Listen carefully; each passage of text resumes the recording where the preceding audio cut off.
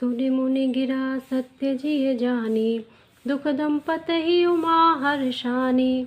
नारदहु यह भेदु न जाना, दशा एक समुझब भिल गाना। नारद मुनि की वाणी सुनकर और उसको हृदय में सत्य जानकर पति पत्नी हिमवान और मैना को दुख हुआ और पार्वती जी प्रसन्न हुई। नारद जी ने इस रहस्य को नहीं जाना, क्योंकि सबकी बाहरी दशा एक सी होने पर भी भीतरी समझ भिन्न भिन्न थी। सकल सखी गिरिजा गिरि मैना, पुलक शरीर भरे जल नैना। हुई न मृषा देव ऋषि भाषा, उमा सो बचनु हृदय धरि राखा। सारी सखियां पार्वती, पर्वतराज हिमवान और मैना सभी के शरीर पुलकित थे और सभी के नेत्रों में जल भरा था। देवर्षि के वचन असत्य नहीं हो सकते, यह विचार कर पार्वती ने उन वचनों को हृदय में धारण कर लिया। उपजेउ शिव पद कमल सनेहु, मिलन कठिन मन भा संदेहु। जानिकु अवसरु प्रीति दुराई, सखियु छंग बैठी पुनि जाई। उन्हें शिवजी के चरण कमलों में स्नेह उत्पन्न हो आया, परंतु मन में यह संदेह हुआ कि उनका मिलना कठिन है। अवसर ठीक न जानकर उमा ने अपने प्रेम को छिपा लिया और फिर वे सखी की गोद में जाकर बैठ गई। झूठ न होई देव ऋषि बानी, सोचहि दंपति सखी सयानी। उर धरि धीर कहे गिरिराओ, कहो नाथ का करिए उपाऊ। देव ऋषि की वाणी झूठी न होगी, यह विचार कर हिमवान, मैना और सारी चतुर सखियां चिंता करने लगी। फिर हृदय में धीरज धरकर पर्वतराज ने कहा, हे नाथ, कहिए अब क्या उपाय किया जाए। कह मुनीस हिमवंत सुनो, जो विधि लिखा लीलार। देव धनुज नर नाग मुनि को न मेट निहार। सियावर रामचंद्र जी की जय। मंगल भवन अमंगल हारी, द्रवौ सुदशरथ अजिर बिहारी। दीन दयाल विरद संभारी, हरहु नाथ मम संकट भारी। मुनीश्वर ने कहा, हे हिमवान सुनो, विधाता ने ललाट पर जो कुछ लिख दिया है उसको देवता, दानव, मनुष्य, नाग और मुनि कोई भी नहीं मिटा सकते। तदपि एक मैं कहूँ पाई, होई करे जो देव सहाई। जस बरु मैं वरनेहु तुम पाही, मिलहि उमहि तस संशय नाही। तो भी एक उपाय मैं बताता हूँ, यदि देव सहायता करें तो वह सिद्ध हो सकता है। उमा को वर तो निसंदेह वैसा ही मिलेगा जैसा मैंने तुम्हारे सामने वर्णन किया है। जे जे वर के दोष बखाने, ते सब शिव पहि में अनुमाने। जो विवाहु शंकर सन होई, दोष गुण सम कह सब कोई।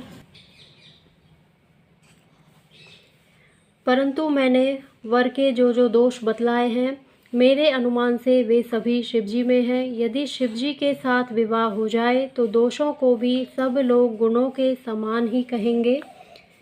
जो अहि सेज शयन हरि करही, बुध कछु तिन कर दोष न धरही। भानु कृसानु सर्व रस खाई, तिन कह मंद कहत को नाही। जैसे विष्णु भगवान शेषनाग की शैया पर सोते हैं तो भी पंडित लोग उनको कोई दोष नहीं लगाते। सूर्य और अग्निदेव अच्छे बुरे सभी रसों का भक्षण करते हैं, परंतु उनको कोई बुरा नहीं कहता। शुभ अरु अशुभ सलिल सब बहई, सुरसरी को अपुनीत न कहई।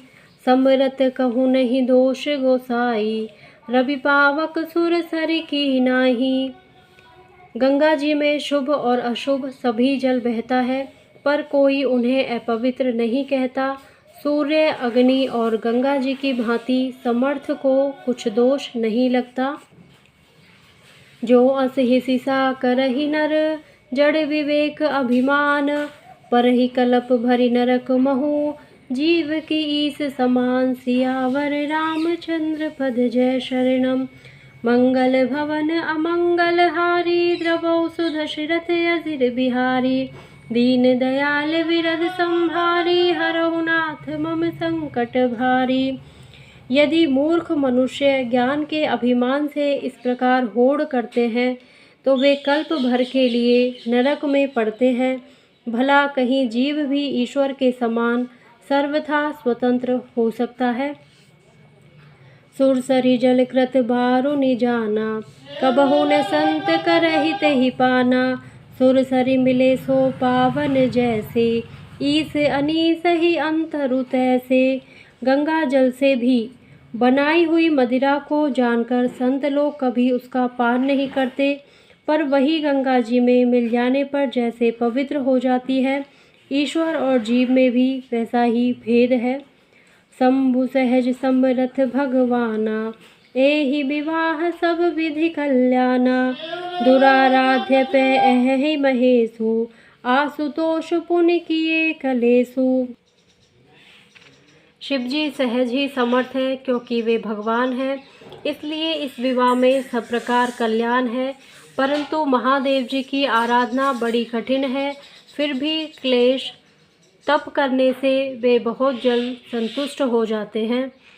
जो तपु करे कुमारी तुम्हारी, भावी हो मेटि सकहि त्रिपुरारी।